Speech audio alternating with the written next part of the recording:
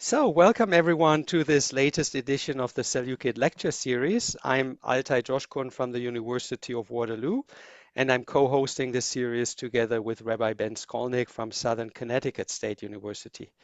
Today, we welcome as our speaker Ms. Liu Yujing. She gained her BA in history at Ludong University in 2023 and is about to complete her master's studies in world history at Shaanxi Normal University in the Center for Central Asian Studies. In fact, she also told me that she will soon join the University of Oxford as a PhD candidate under the supervision of Rachel Mayers. Her thesis, her MA thesis, and the work that she wants to continue is basically a study on the Seleukid Empire's Central Asian governing policies, and she's focusing on the interactions between the central powers and the local communities through a variety of approaches. Today's paper is a focus chapter from this larger project, and it's entitled The Mirage of Synchronization, Historiography and the Synchronized Secession of Baktria and Parthia. So, Yujing, you now have the floor, and after your presentation, Ben will briefly introduce the respondent, Dr. Graham Wrightson. But now the floor is yours.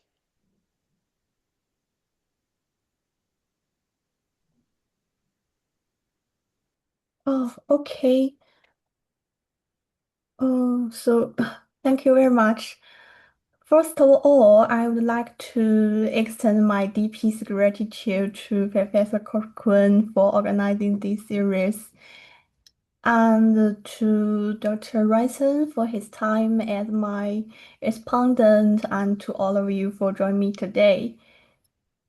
Um, Now the title of my presentation is Voices of Defiance, Historiography and the Synchronized Secession of Baktria and Parthia.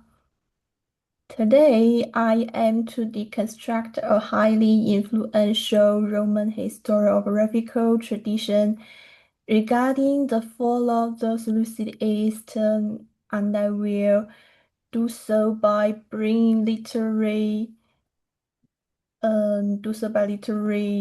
narratives into a direct dialogue with hard numismatic evidence.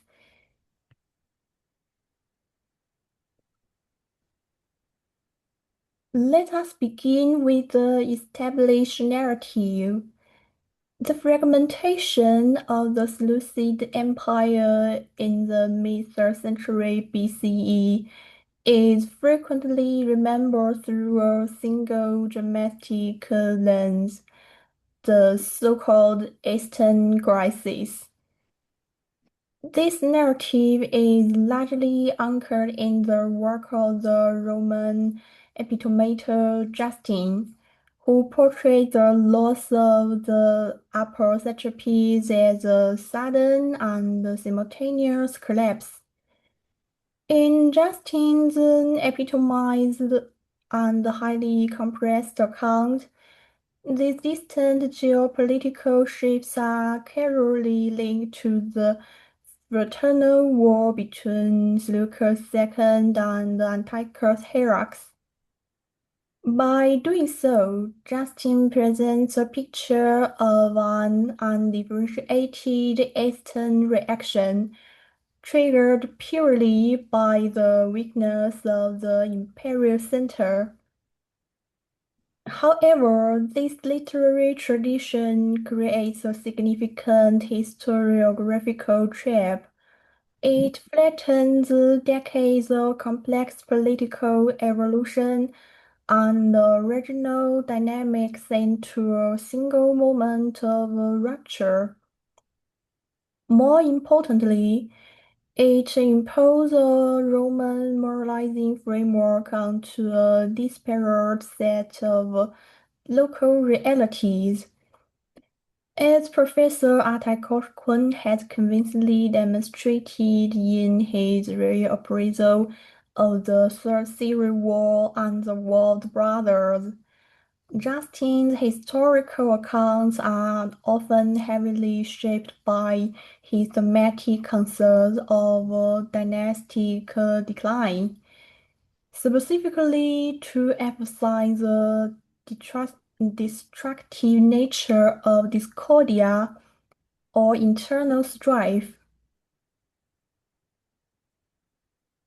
Building upon this source-critical methodology, I argue that Justin employed a similar rhetorical device of chronological comparison when writing about the Seleukid Far East.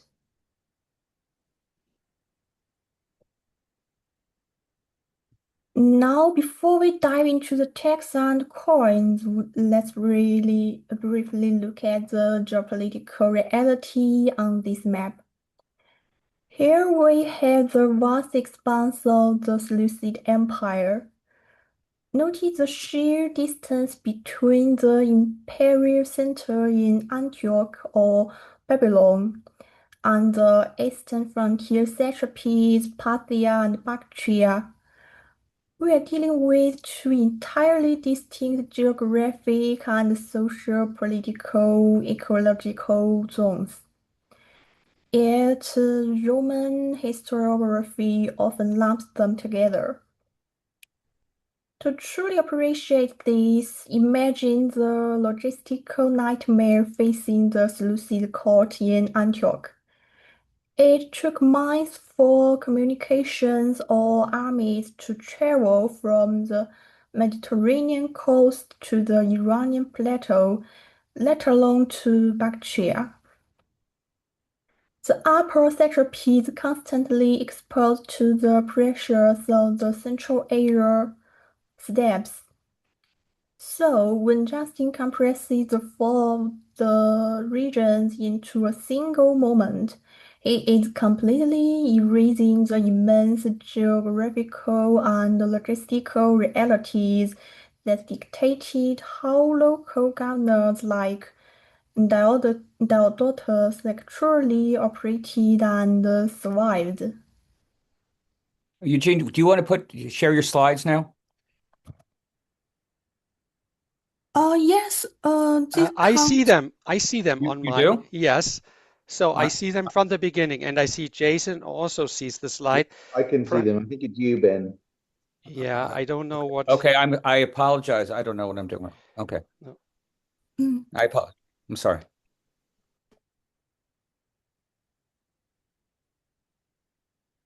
If we look at Justin's specific phrasing on the left side of the screen, his use of the Latin words is very telling. He states that eodem tempore at the same time. Theodotus revolted and Arsacid invaded. Justin's use of the verb implies a clean, abrupt break, a unilateral treasonous declaration of independence against a legitimate master.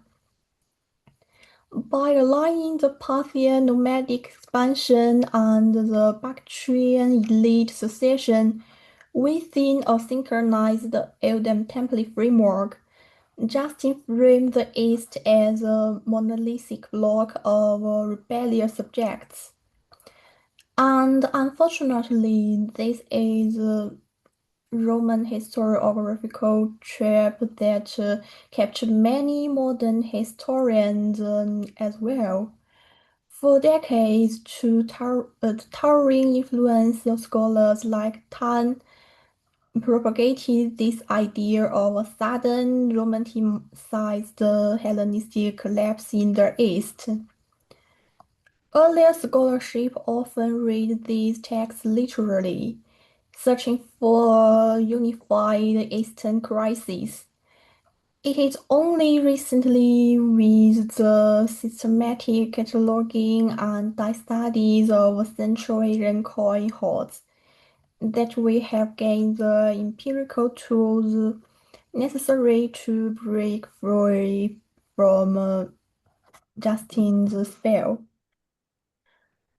But to complicate this narrative, we must test the literary text against the contemporary material evidence, which you can see outlined on the right side of the slide.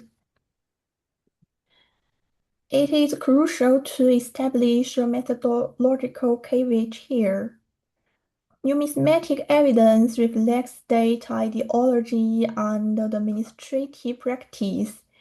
It does not provide a direct day-by-step political chronology. Nevertheless, coins provide constrained but materially grounded evidence for reconstructing elite self-representation. When we examine the dialects, with standards, and visual languages of the early Diodotid and the Arsacids, we do not observe a synchronized revolt. Instead, the evidence points to fundamentally different modes of political takeover.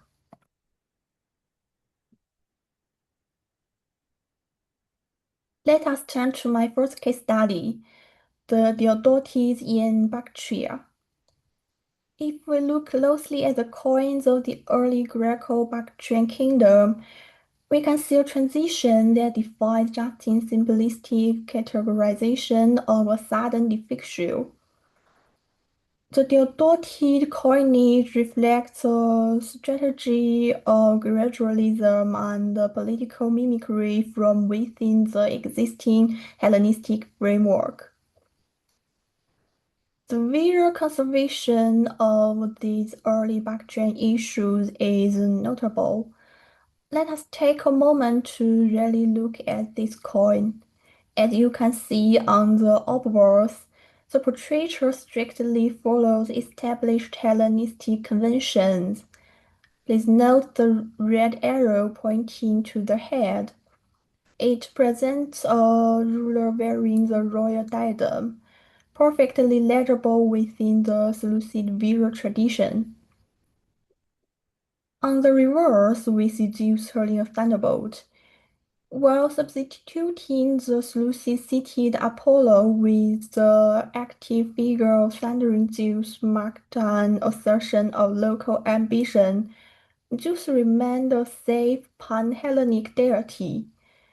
This allows the Bactrian satrap to assert local authority without severely declaring to complete break from Hellenistic norms. The true historical paradox, however, lies in the inscriptions. As highlighted by the second red arrow on the right, these first series of ghost statues and silver tetradrachms bear the portrait of the local dynasty, but they retain the legend. This visual paradox, where the image claims local authority but the text professes nominal loyalty to the Seleukid suzerain, reflects a sophisticated level of statecraft that Justin's reductionist term defixure is insufficient to capture.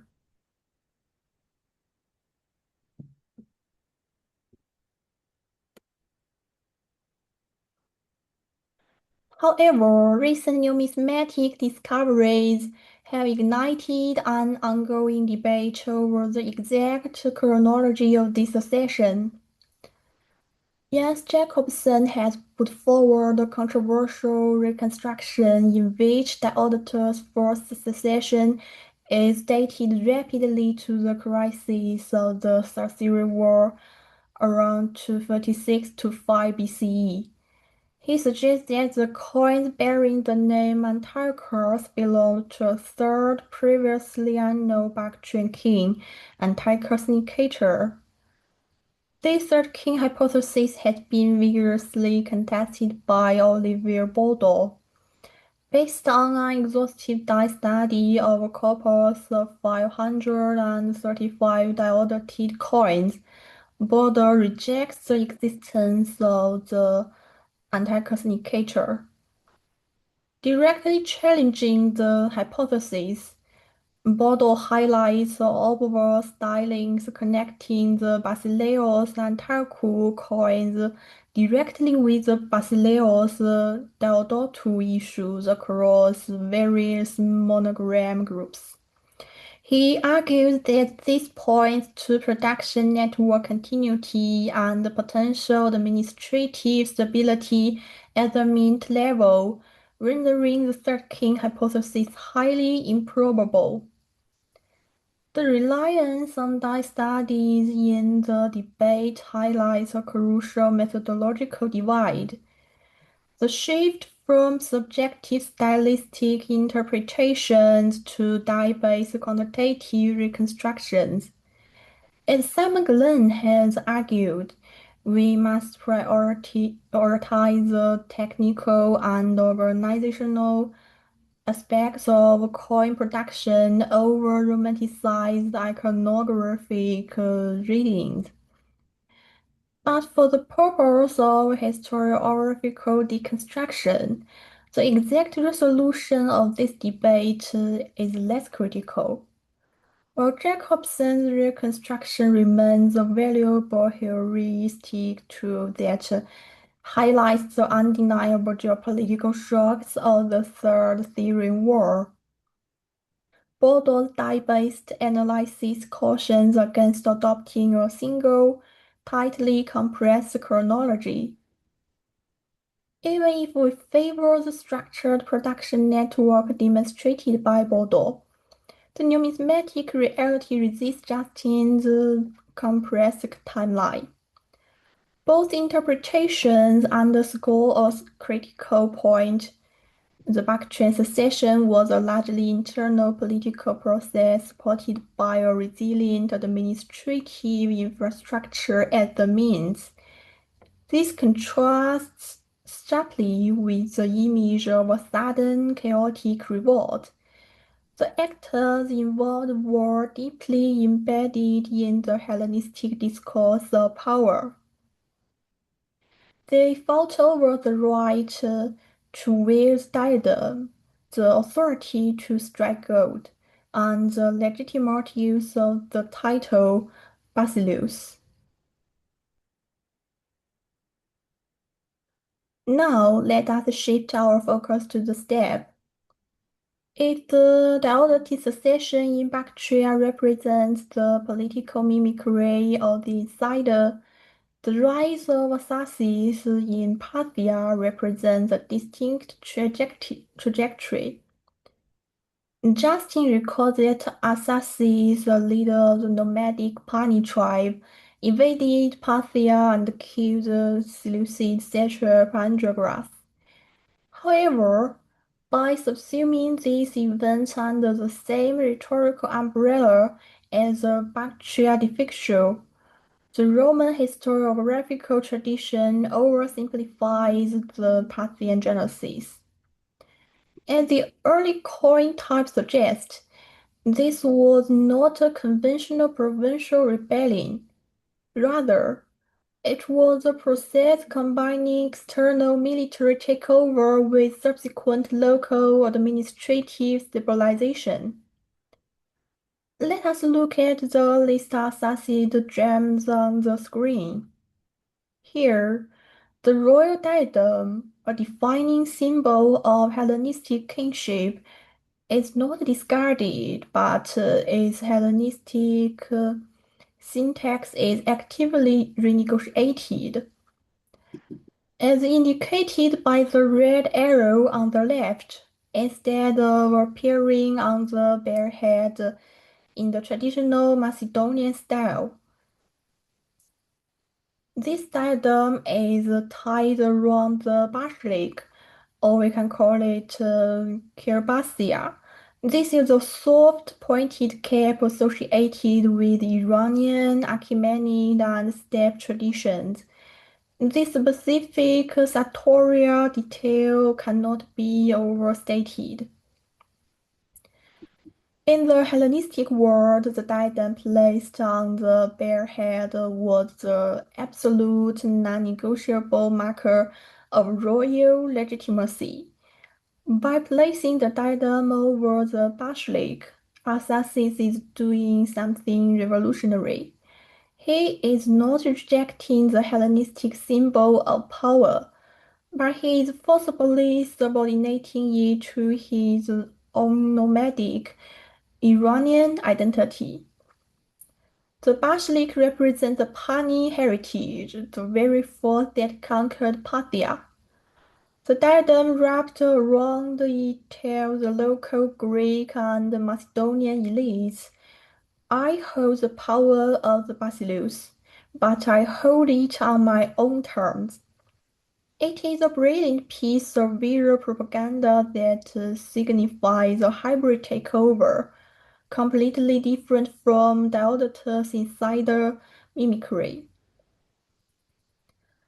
As Marek Young of Hecht has observed, this visual negotiation of royal iconography likely reflected both practical adaptation and the symbolic articulation of a new authority.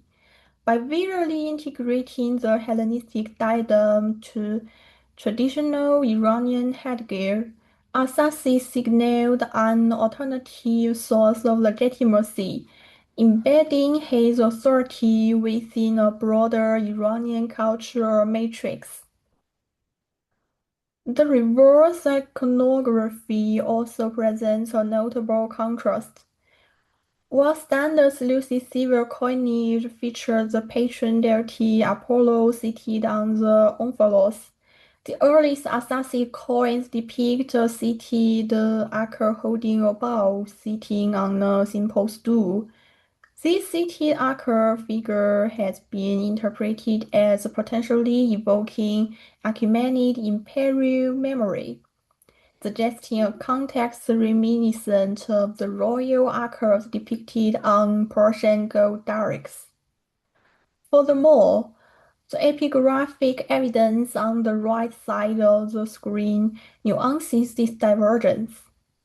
Unlike Diodotus I, who ultimately sought the Hellenistic title of Basileus to legitimize his rule, Arsacid did not conform to Seleucid conventions. His early issues consistently carry the Greek legend Arsakou, while conspicuously omitting Basileus.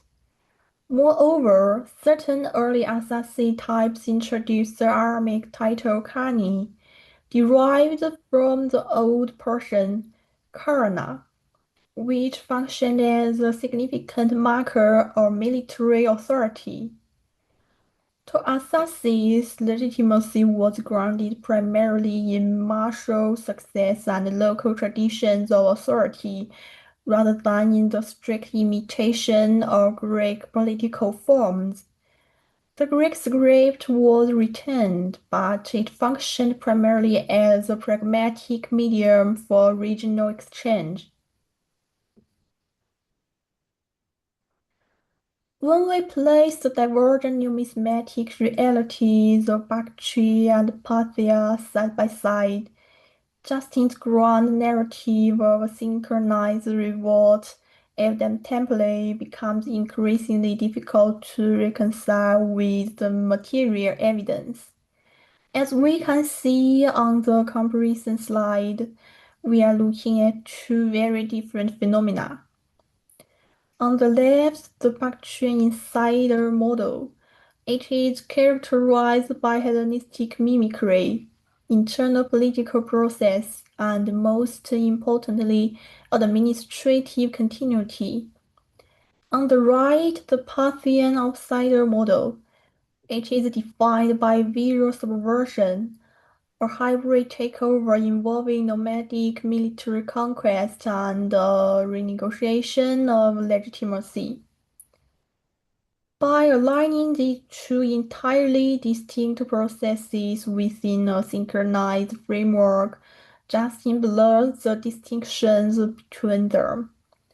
What emerged from the material evidence is not a singular Eastern crisis, but a rhetorical intensified narrative compression shaped within later Roman literary traditions.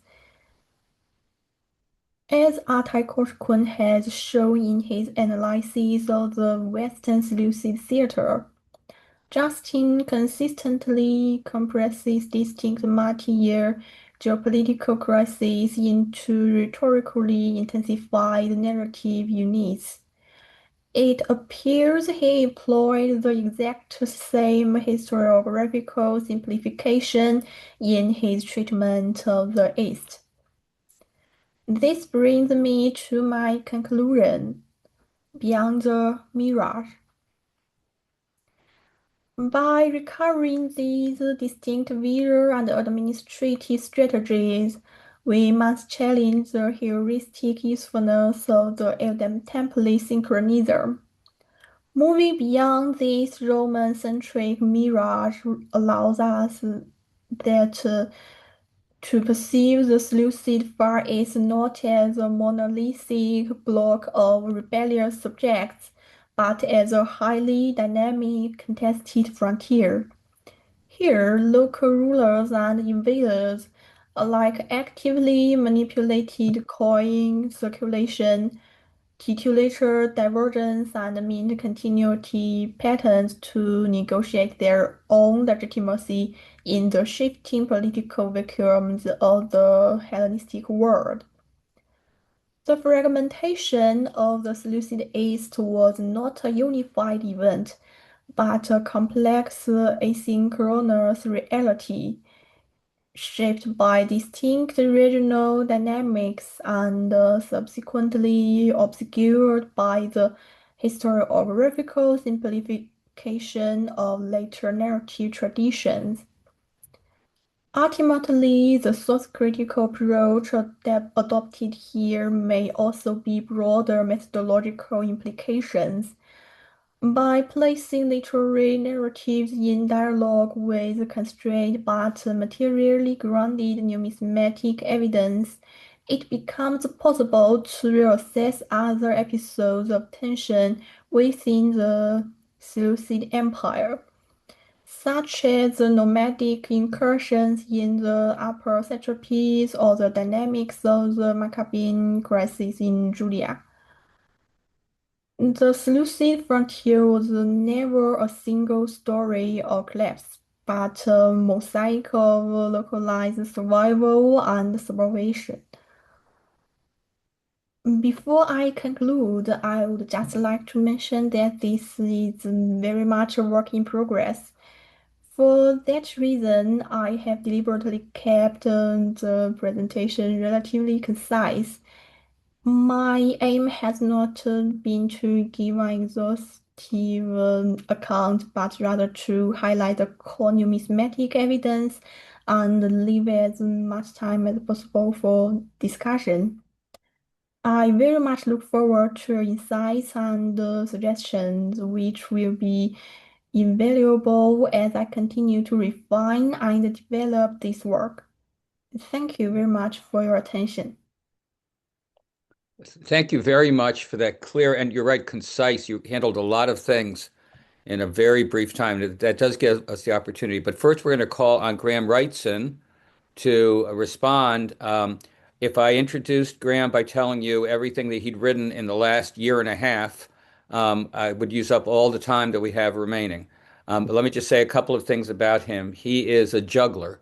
He's an entrepreneur who has more things going, more writings, even I think even more than Altai, to tell you the truth. I mean, he's got so many things going on. But he's also, and that's something that we can't tell from these conferences, a great teacher who brings experiences to his students in South Dakota, where he's now a full professor, and he has them out on the field with weapons, showing how close each one would be on a battlefield and everything. When I heard that, it took my breath away as a teacher. I've never done anything so creative. But Graham is also put together all these conferences. He recently had one on the many faces of war, which was a conference about war from ancient times to modern times. And Graham was right in there in every discussion, right, asking questions. I think he knows everything. So, Graham, that's my introduction. Well, thank you, Ben. You're too kind. I definitely don't know everything, but I know what I don't know, which is the crucial part, right? All right. I'm also going to keep my comments short so we can get to questions and feedback, which I think is more useful for our speakers. So I'll dive right into it. So it was a good analysis of the basic problems in dealing with the accession of these two Eastern kingdoms, especially great in using coins in particular, but also some archaeology alongside the texts that we have, which obviously are small. It's something that we all fight against when dealing with history in these areas where the texts are so scarce. So very well done in that regard. You cover the main topics very well, especially with the coins, integrating the texts and the images well. But I'll briefly add a few questions, comments, and thoughts, especially on the longer paper that you might want to take for further discussion. So you comment in the longer paper about the theory of the Antiochus, the missing Antiochus king between the Diotids, and present the different arguments, but you don't necessarily comment on which argument you agree with and the third king hypothesis. And so I have comments about that in terms of if the Antiochus is on the coins. You showed the coin that says Basileus Antiochus. Which Antiochus is this that's on the coin? Antiochus II, presumably. If it was Antiochus Hierax, then that would be a very bold reference. But even if it's Antiochus II, that's obviously becomes irrelevant after his death. So we don't necessarily have definitive dating to push rebellion later than the War of the Brothers that's often commented. And it doesn't necessarily prove that Justin couldn't be correct that both these things happened around the same time. And I'll come on to that later. With Parthia, the author presents Olbricht's work as a definitive linking to Achaemenid propaganda, not Hellenistic, which you mentioned briefly in your talk. My question, I guess, more for Marek than you, but why would the Pani go all the way back to Achaemenid imagery pre-Alexander rather than adapting what they had as a Hellenistic imagery or even Alexandrian imagery? And were the Pani using local coins? You might not know the answer to this, but were the Pani using local coins as nomads that were left over from the Achaemenids before the Hellenistic period to add to this coinage flux? What was the level of coinage economy as the nomadic tribe before they invaded Parthia? Perhaps that's something to expand on to see a connection between the imagery and the minting before they become a sedentary empire. So in the discussion section, we see a nuanced, I always get that word wrong, analysis of timelines. And I agree with the thesis that Justin's account suggests rebellions were the same nature when fundamentally they were different in how they came about, as you've demonstrated. But I would counter that does not necessarily remove the possibility that they happened around the same time, as you quote with the Latin.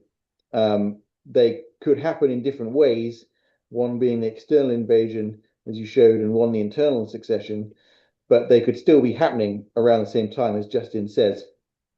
So you haven't quite demonstrated why Justin's statement is confusing time-wise, even if it is confusing in the synthesis of how these things happened.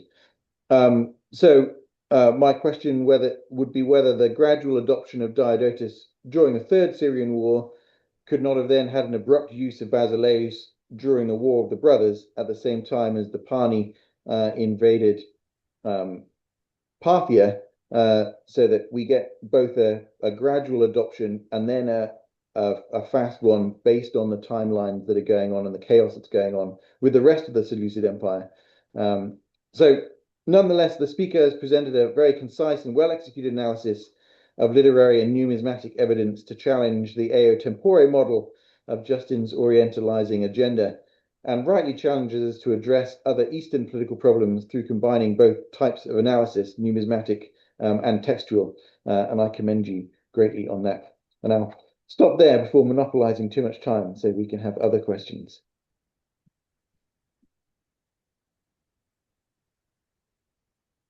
Okay, Altai, do you want to moderate?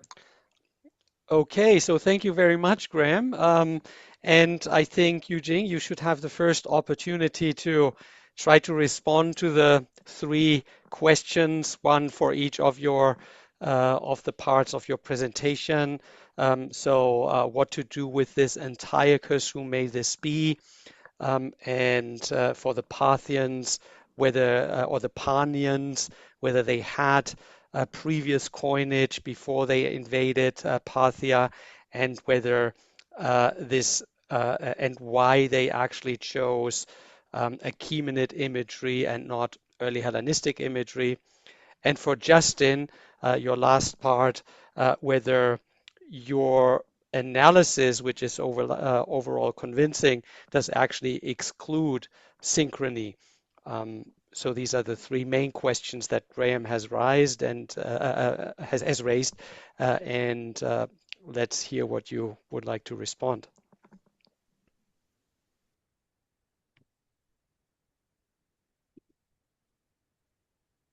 Oh, okay. Thank you for your question.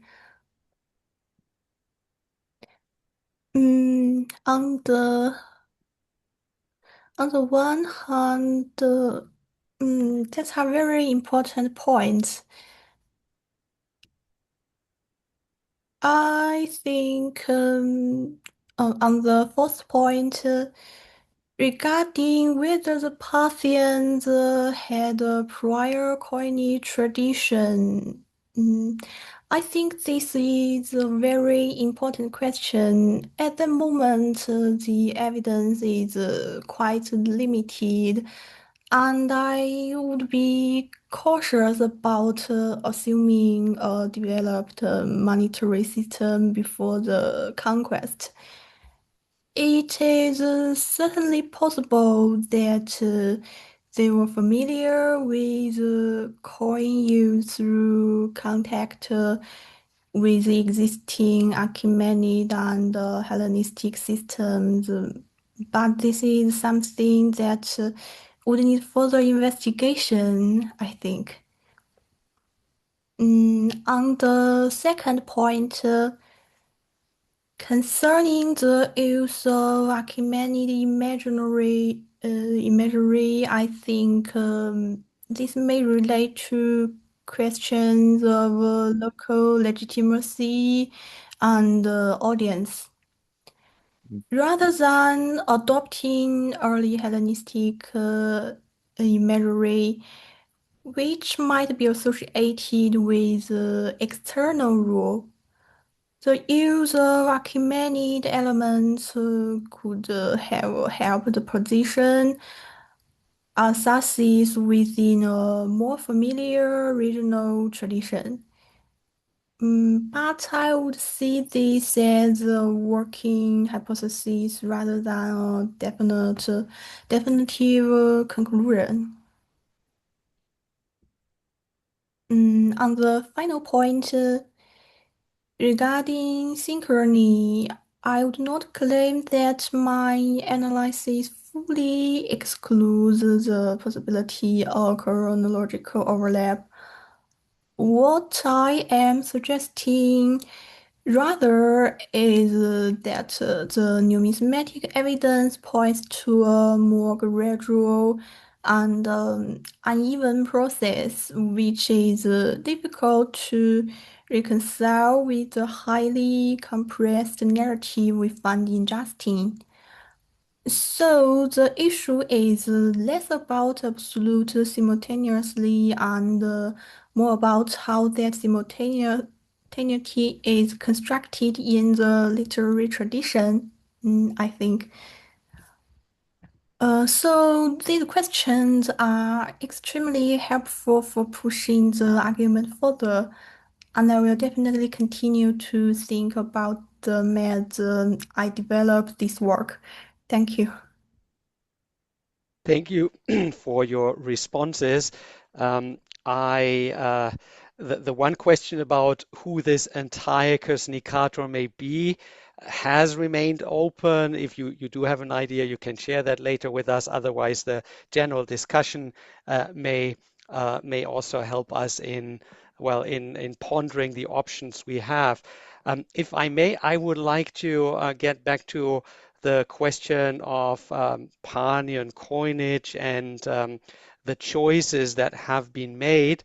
Um, I give one question back because I'm not very familiar with the Eastern Territories, and I wonder how internal or domestic would the Achaemenids have been seen, or as because they come from Persia, from the Persian heartland, and that's also quite far away from Bactria, even though there is this large Iranian umbrella. But honestly, I do not know how much identity or belonging was actually perceived by people living there. So that would be a question back, but I would like to add one further nuance if I've seen it correctly on the coin. Quite intriguingly, the name Arsaku is in Greek letters, but the title of Karanos, or in the variation as it was spelled on the coin, seems to be in Aramaic, if I'm not misled. Um, so that is actually some kind of hybridity, and also the way how the king say the ruler, how Arsakis is positioned, how he is throning, holding the bow, is also quite a hybrid imagery, mixing the previous Achaemenid iconography of the royal archer actually using the bow in protecting his subject, his kingdom, kneeling down as what you had to do for managing such a heavy bow. But so it blends in the Apollo on the omphalos, reverse type of Antiochus I and his successor. So we see a lot of hybridity. It's actually not just the one, namely the Achaemenid tradition versus the Hellenistic or Seleukid tradition. So these are two further thoughts that may help you perhaps refine your argument, or perhaps you have some further thoughts to share in response, Eugene.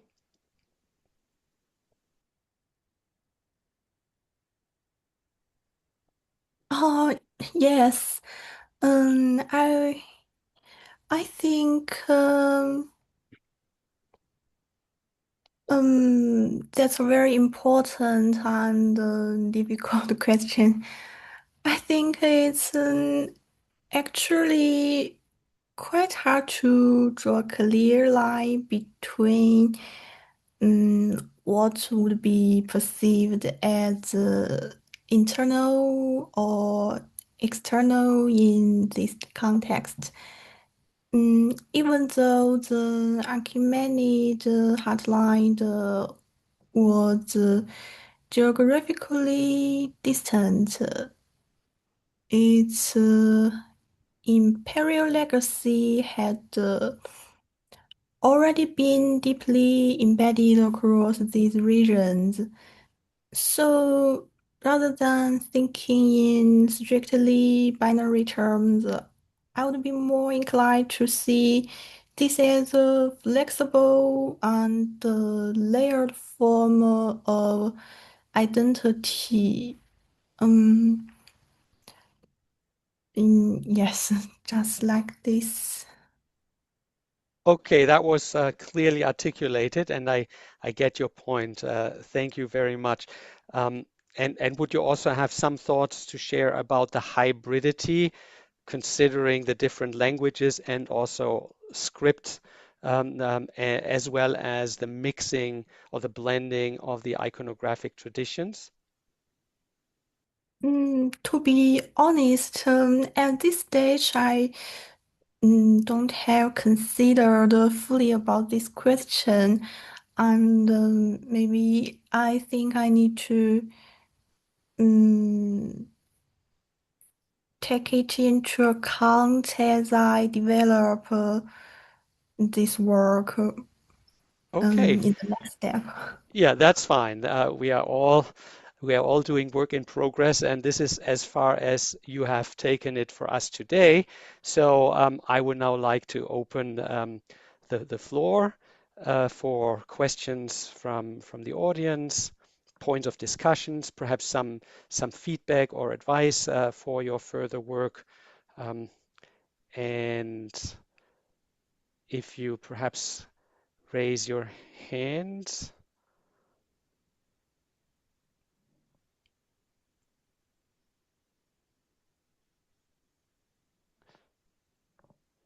So perhaps let's also consider the question of who this Antiochos or Antiochos Nicator uh, may or may not have been. Um, I think if it should be a Seleukid and not a Diodotid, I don't see any other possibility as Antiochus II. I would defy the understanding that it might be Antiochus Hierax. I think that would be out of the question that this usurper in the West might have swayed so much, authority throughout the empire all the way into the East, the adjacent or neighboring Eastern territories, that he would be given divine status there. I do not see that. Ben, please. Yeah, first of all, thank you for your presentation, Graham. Thank you for your response. I'm just taking a couple of steps back. Those of us who work with these kinds of sources, we have these little bits and pieces. We have a little bit of text, we have a couple of coins and everything. And one of the things that you did for me is you made me think about those bits and pieces in a different way. So I appreciate that. But I just keep thinking about Justin. And, we're talking about, if I'm counting right, 700 years. Isn't that right? From between what you're talking about and when he wrote. Am I getting that right? When didn't he write around No one 450? knows. No one knows. So I the thought I the remembered. estimates vary between first and fourth century CE. I'm inclined to think of the second century Okay. CE, but it's completely controversial. I think I've read things like 450 that late. But anyway, we're talking about centuries of transmission. And I also often think that when we read something like his work, going back to the idea of source critical stuff, we have to read him for him. That is, just for his source or for his sources or something like that. And whether it's the first century, the fourth century, that's so many layers in a world. I mean, think about just the history that we're trying to do of the last few years in America and all of the different versions. So I know what I'm saying is very basic, but I just worry that, we work on this stuff, it's all we have, but that these bits and pieces are so suspect, and that I mean, sometimes I think we should just read Justin, or any of the sources just for themselves. What were their themes? What are they stressing? And does it really tell us anything about history? But one of the things you did for me was, like, we'll talk about, a campaign, like a Seleukid campaign or an Eastern campaign, and we're only thinking about it from the Seleukid. You made me think about it from the bottom up, right? And that was very valuable.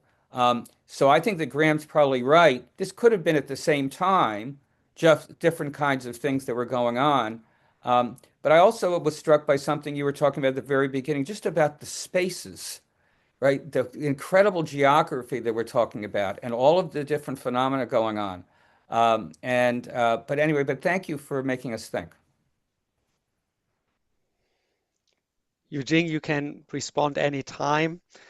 Otherwise, I fill the void a little bit and just build on what Ben has said. It's important to keep the times in which certain authors were writing in mind, and also their particular style, intention, and literary strategies. But I think you did that very well, and I learned from you that this. I was, of course, very charmed and honored how you tried to learn from my analysis of the War of Brothers in Justin's work, and then showed a very similar principle. How he had rearranged and conflated internal and external conflicts, how he develops themes for his moralizing accounts. That is what matters to him. And I think he also says that he's not a historian, but he is writing, well, in a similar way as Plutarch in his Alexander life says that he's actually writing lives of kings and queens to be models or anti-models of ethical behavior. And so he tries to design certain archetypes of human relations or also of relations between nations, and then he makes them fit into a certain scheme rather than building on solid information. And I think you've done that analysis very convincingly. And then I can also fully support your conclusion concerning the chronological implication. It's not your main intention to say it's completely wrong, the synchrony, because if we do have a more gradual development, especially in the case of the Bactrians on their way to autonomy, that may have stretched over many generations, and it's well possible and even probable that the revolt, or rather the invasion of the Parthians, fell into that very large time that would be covered by the gradual way towards autonomy of the Diodotids. Are there further thoughts?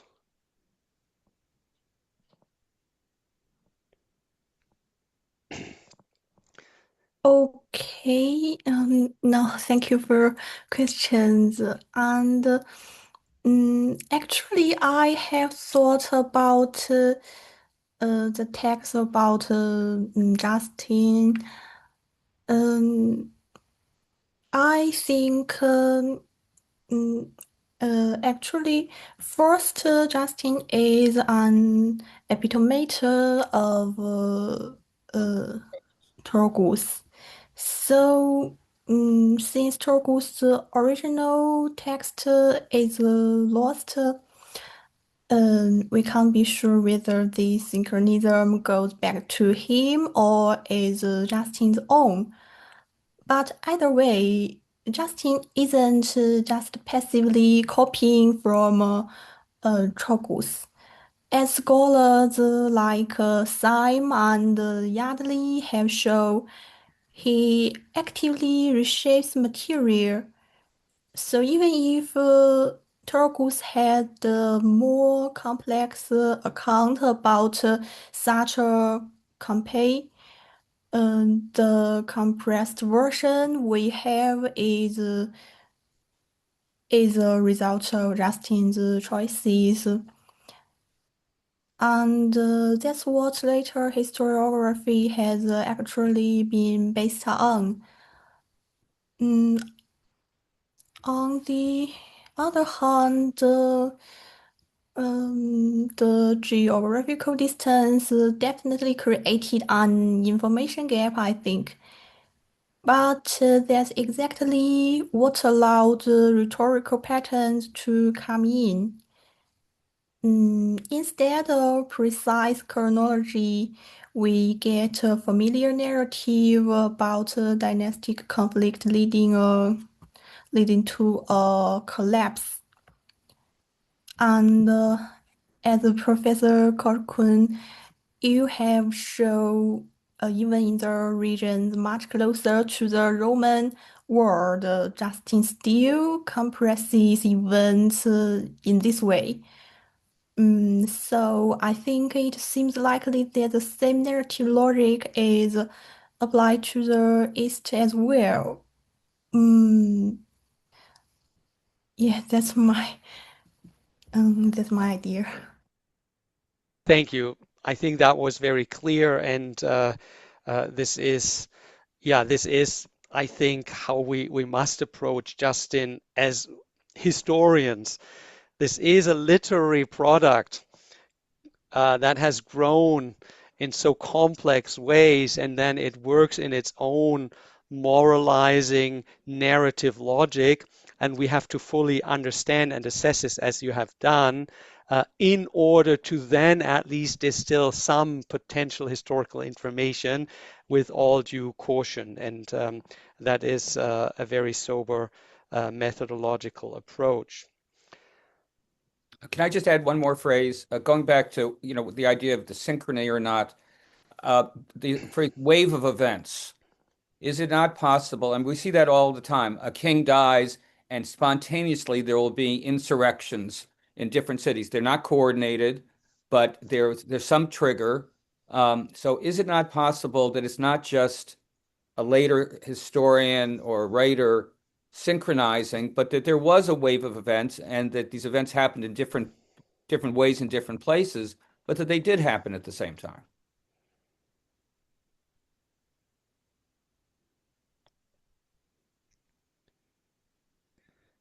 So I would respond that's always a possibility because a lot was going on in 246 Right. and around that time. However, it's not necessary that the death of Antiochus has triggered the invasion of the Parthians.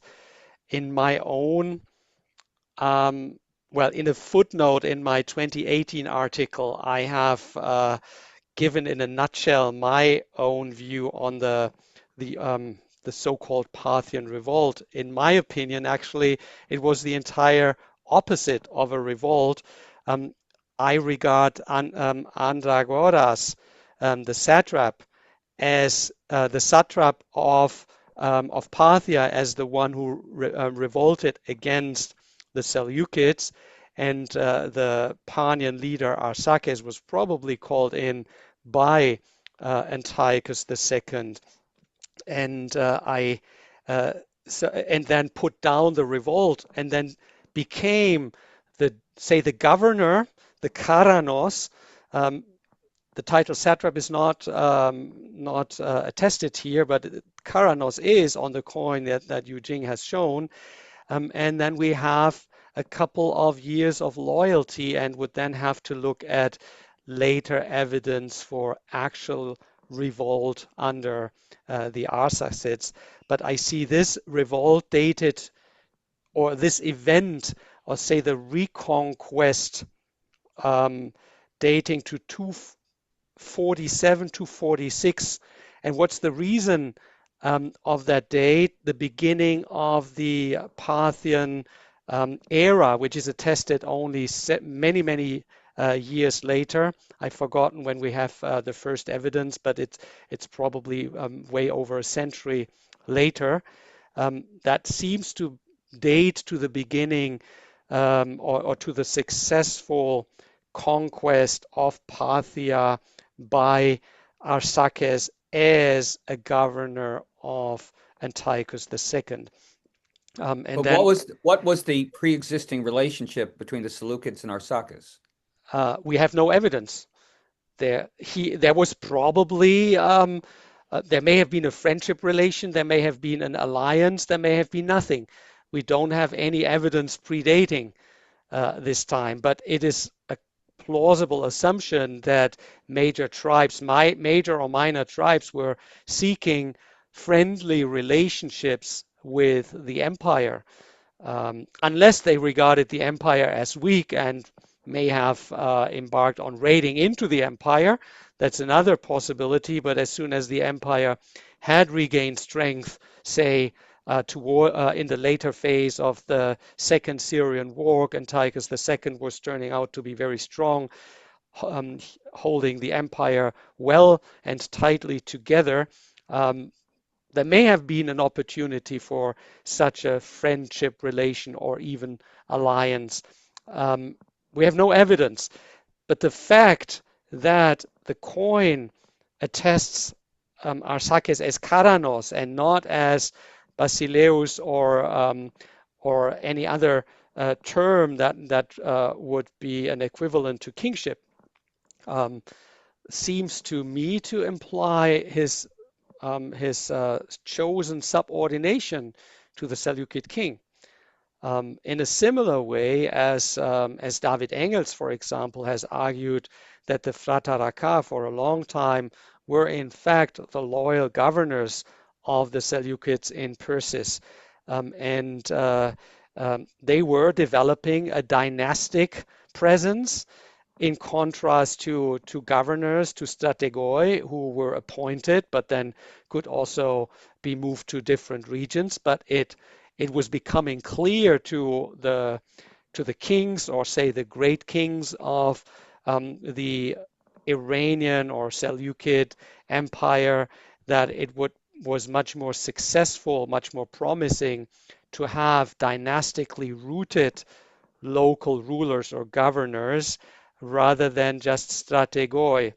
And so that's how I see the beginning of the conflict in a nutshell. And that would be fully compatible with Yujing's interpretation and suggestion. It would be a further detail that scholars may or may not accept. And it would not even really fully contradict Justin, because when he says around the same time, then a year more or a year less will not really make a big difference. However, in terms of a historical analysis, it makes a difference, because then the revolt would clearly the invasion of the Parthians and the preceding revolt of Andagoras would not have been caused by the death of Antiochus II. So that would be my explanation. My feedback to that, I'll say that's an interesting take, but do we have any other?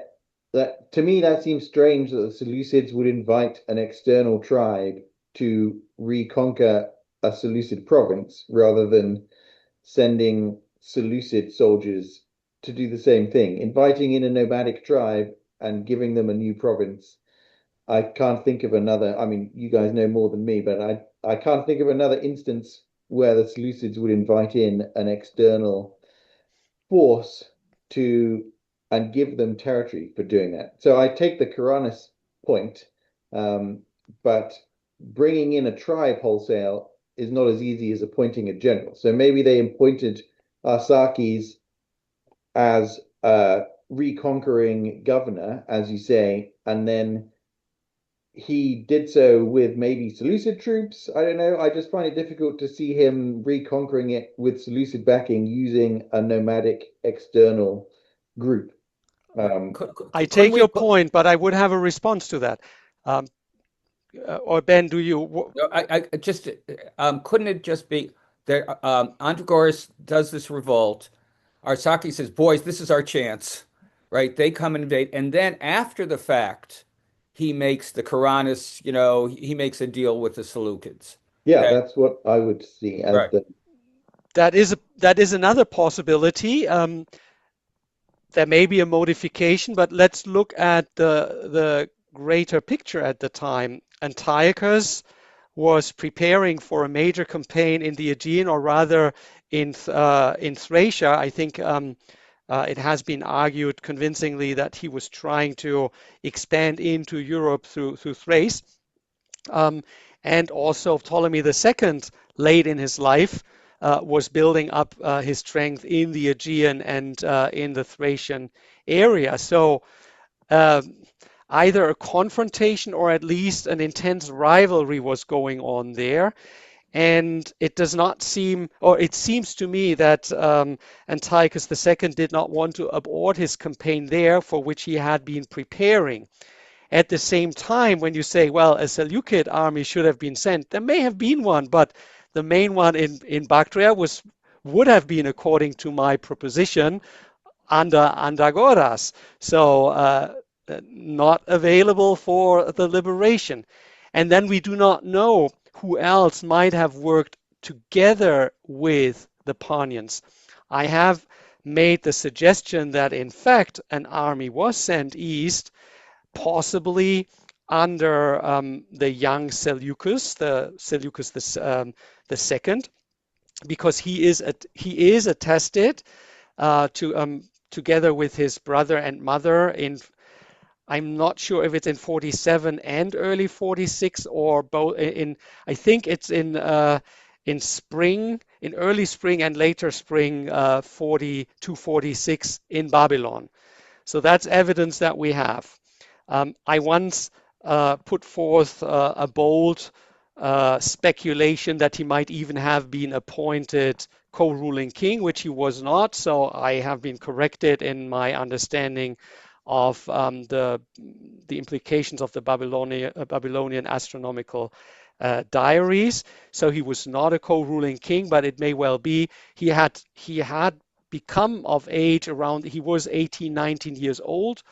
He may have been dispatched at the head of an army, and then we do not know what the role, say, of the Frataraka was. Probably they would have been involved as well, probably on the Seleukid side, but we can only speculate, basically.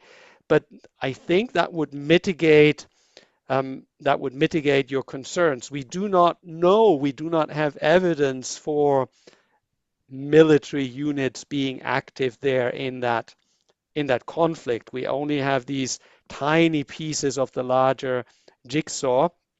But my assumption is, nevertheless, that Arsacid played an outstanding role as an ally of Seleucus, rather than as someone who thought, oh, there is now something up for grabs, and I take it in my own name. I find that less likely than that there might have been some communication between Arsacid and Antiochus II.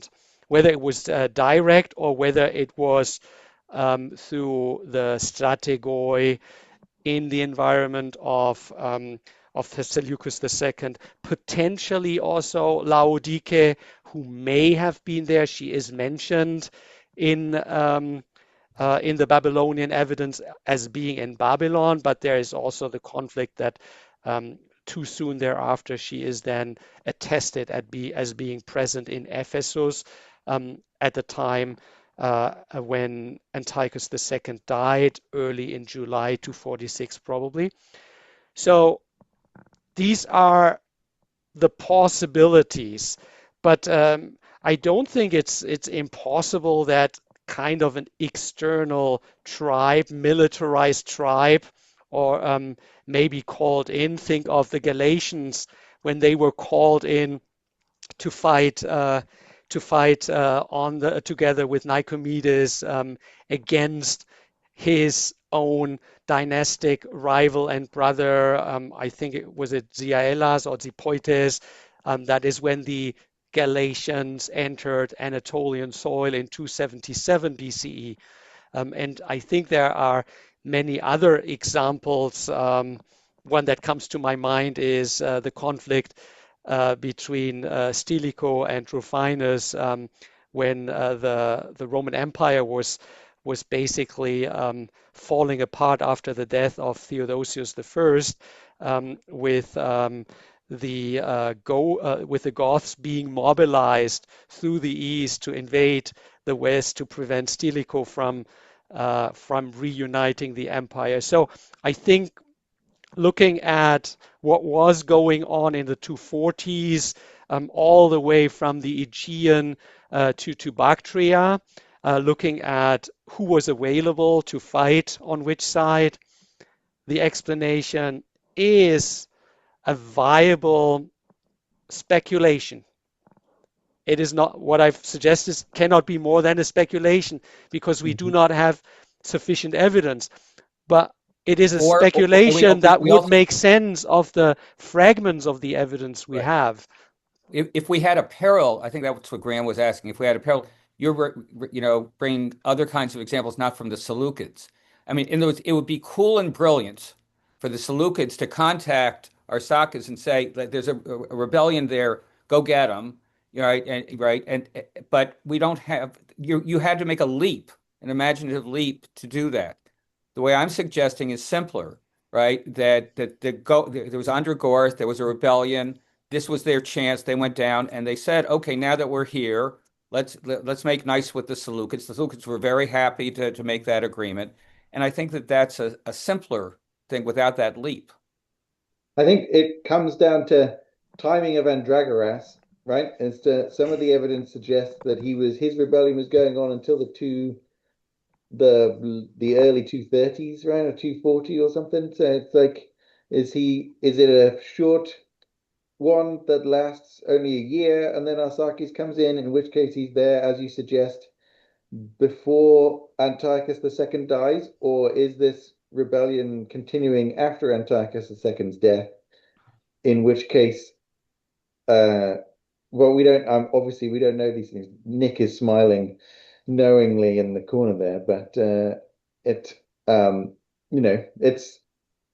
as Ben says, there's no evidence to suggest that he couldn't have come at that point.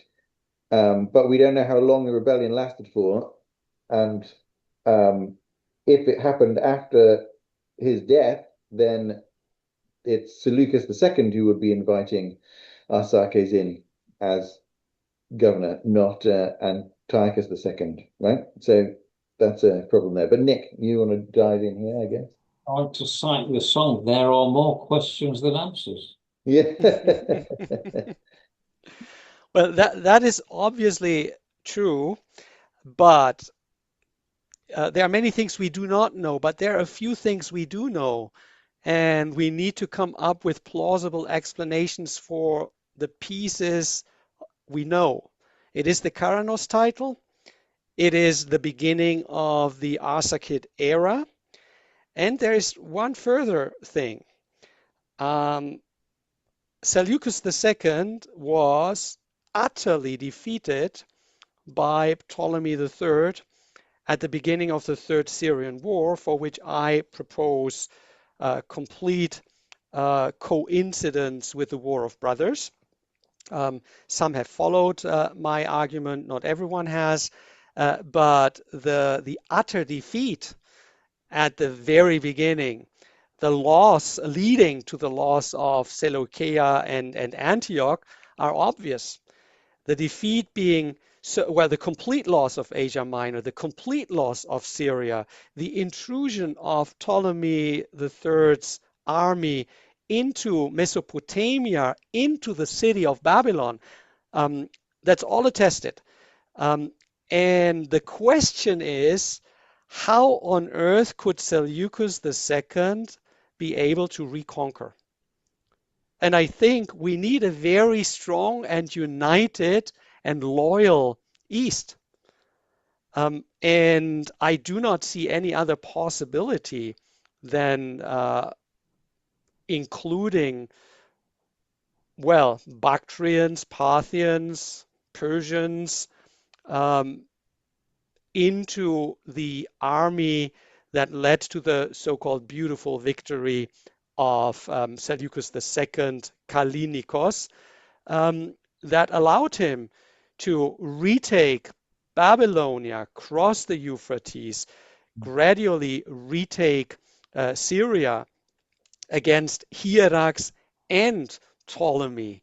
And he never had an opportunity to draw on Anatolian forces for this campaign. So again, that's part of my major reconstruction and argument that would need an explanation.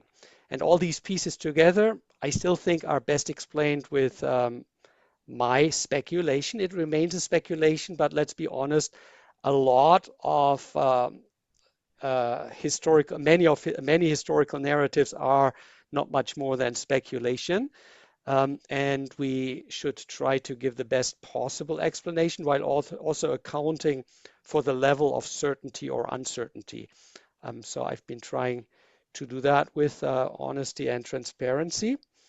But okay, I don't want to monopolize on this discussion to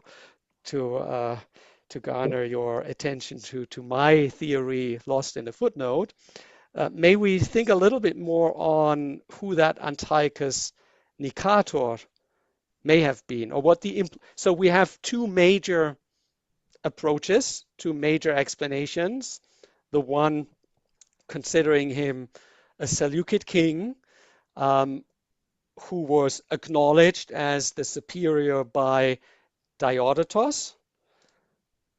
And the alternative view is that he was a Diodotid king, and then probably reflecting intermarriage at a certain point.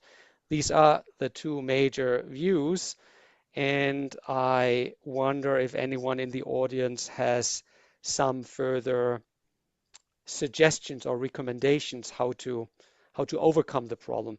In each way, there is at least one problem. The problem, if it should be a Seleukid, how to explain the Nicator title, and we have once on one coin issue is called Basileus Antiochos in the genitive case, of course, and that's a coin that's normally attributed to Diodotos because of the obverse portrait, if I remember correctly.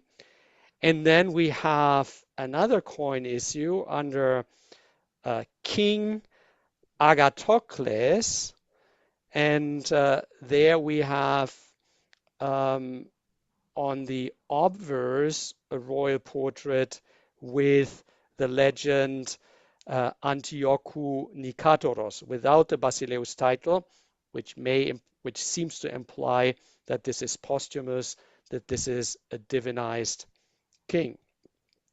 So that's roughly speaking the evidence and the two main alternative interpretations. And does anyone have, well, for Yujing, but basically for all of us, yeah, some cue?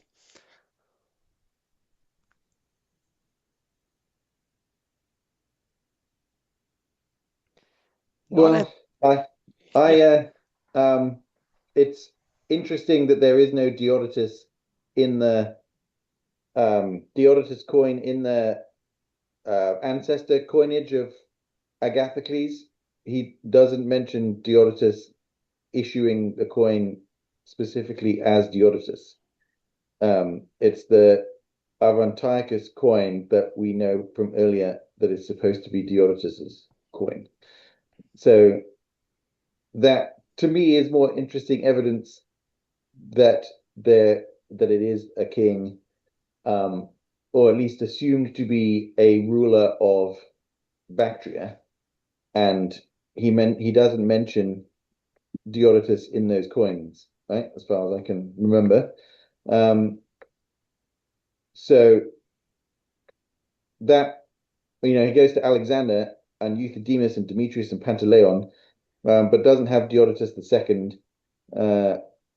So I've argued in a paper that I haven't finished yet, as Ben knows, that he's coming on the Euthydemus line, not the Diodotus line, and so he wouldn't be commemorating a Diodotid because he's of a different family line of usurpers, and so that the Antiochus is not Deiodotus mentioned in those coins, and that the Antimachus set, Antimachus is the rival to Agathocles, and so his set of coins is different again.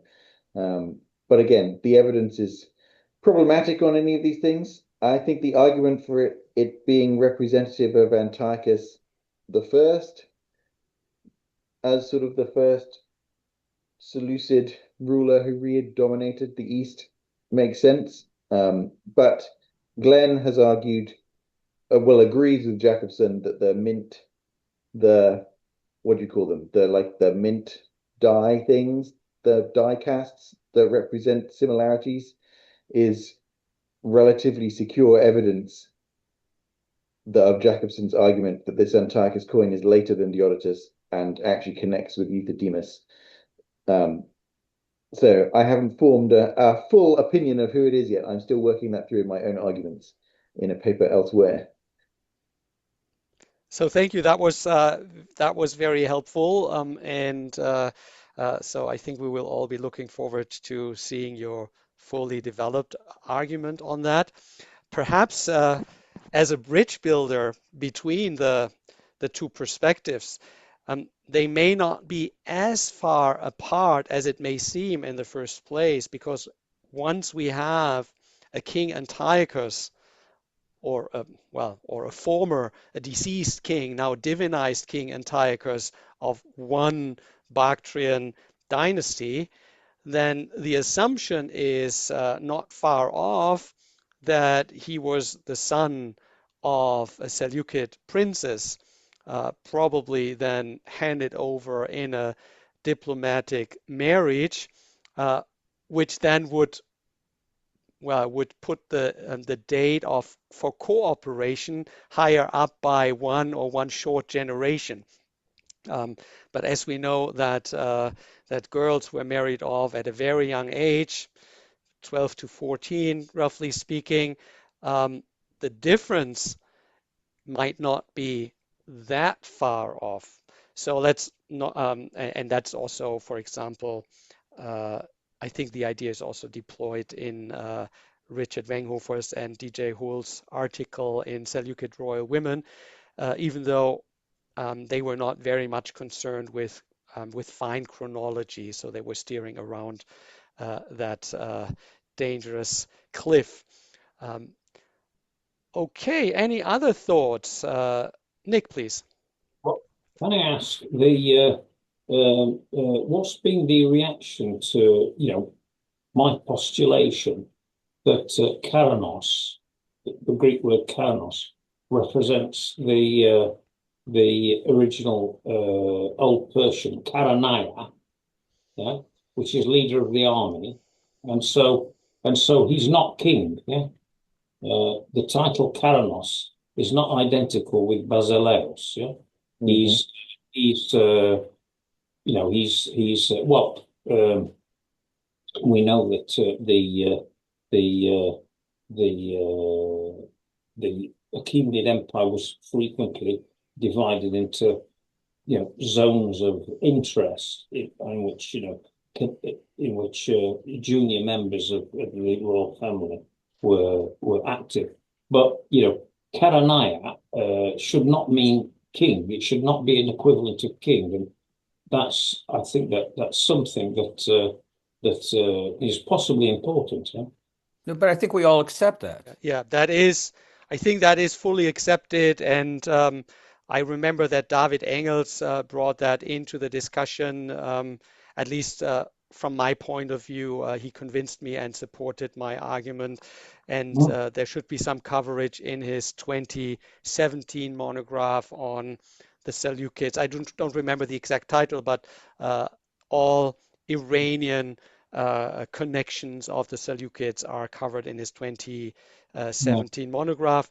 And we had in this speaker series also Raúl Navas Moreno, PhD student from the University of Barcelona, who also agrees on this, but collects the evidence much more thoroughly.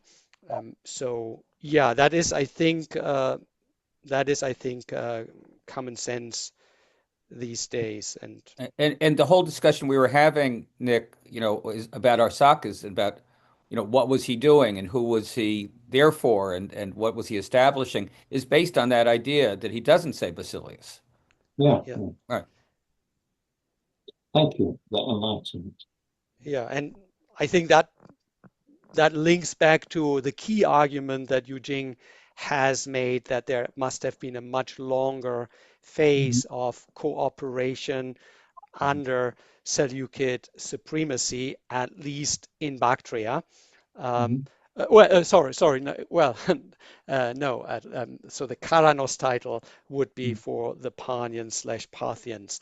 We don't have the Karanos title for the Bactrian. Sorry, that was a slip. Okay, then. Can I just add, Altair, Sure. in your response to the Seleucid princess thing, I suspect that obviously the only one that we know of is Demetrius marrying Antiochus III's daughter. So I argue that this missing Antiochus is actually a son of Demetrius. That's the Seleucid connection, that he had a son from the Seleucid princess that he marries in the treaty that Euthydemus signs with Antiochus III.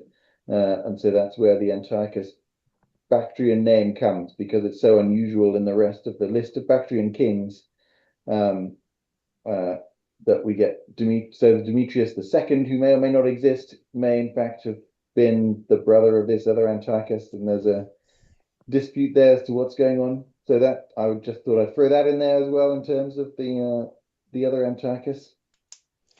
Okay, that was very timely, not only because our discussion time is now coming to an end, but also because it gives me an important connection, alternative connection to think about where the Demetrius I and II in the mid-2nd century amongst the Seleucids actually came from. I always thought and even claimed an Antigonid connection, but you are now pointing towards Bactria, and that is something I really want to follow up. And so anytime you have a draft ready, Graham, please send it my way.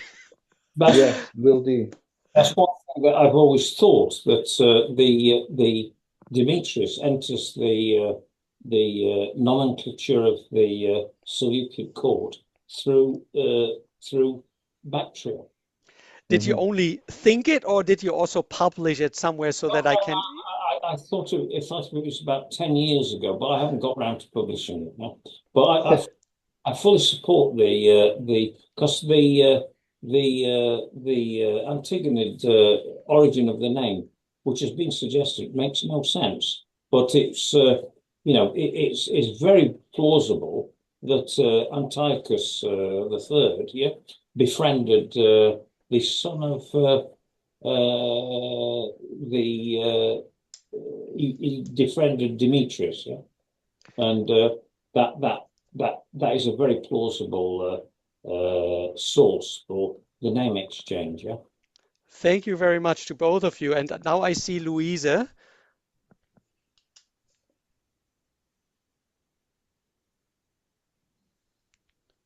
Louisa, would you like to ask a question or say something?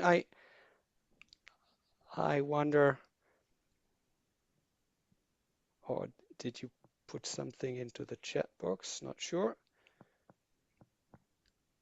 Okay, so then this is a misunderstanding. Okay, then let me finish once again by thanking our speaker, Liu Yujing, very much again, and also our respondent, Graham Wrightson. So that was a great session today. We've all learned a lot from you.